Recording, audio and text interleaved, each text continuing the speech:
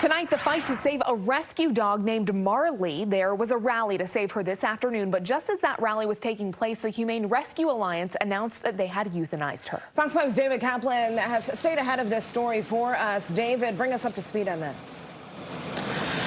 All right, so this is one that has been yielding a lot of passionate perspectives here. I want to walk you through this. Marley was a rescue dog belonging to the Humane Rescue Alliance. She was being fostered by a woman in Arlington named Rachel Manu. Marley was a rescue, the Humane Rescue Alliance says, because she killed a cat while she was a stray dog, and she had been in and out of 2 foster homes in the last 3 years.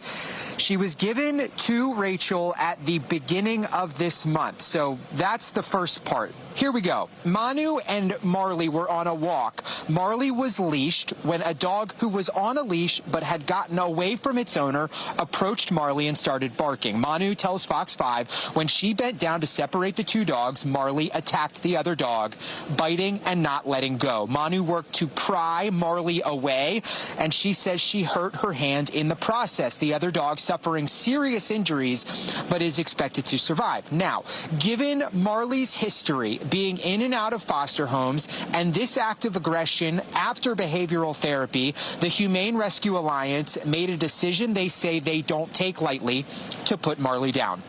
On the other side, there was a change.org petition to save her. It got 7,400 signatures. A rescue group, Rachel Manu, the foster parent, who was the foster parent, and the woman who started the petition, hiring a lawyer they just did to try and stop this from happening. They were planning on filing an injunction Monday. That brings us to today. There was the rally today, but in an email shared with Fox 5, Rachel Manu was told the euthanization would, quote, likely be Monday.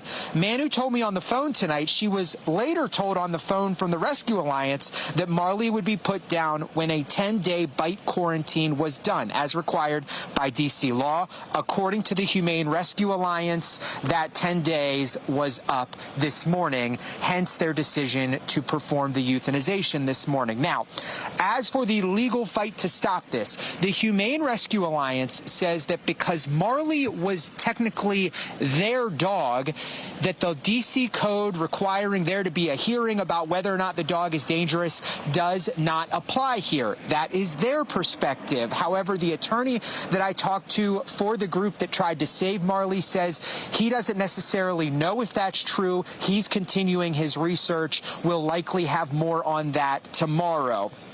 As for giving Marley away, 2 other groups that were interested in rescuing her, the Humane Rescue Alliance tells me that essentially wasn't an option they felt. They say these decisions are complicated, but because of Marley's history, they felt that she was possibly likely to do this again, attack another dog and possibly another human.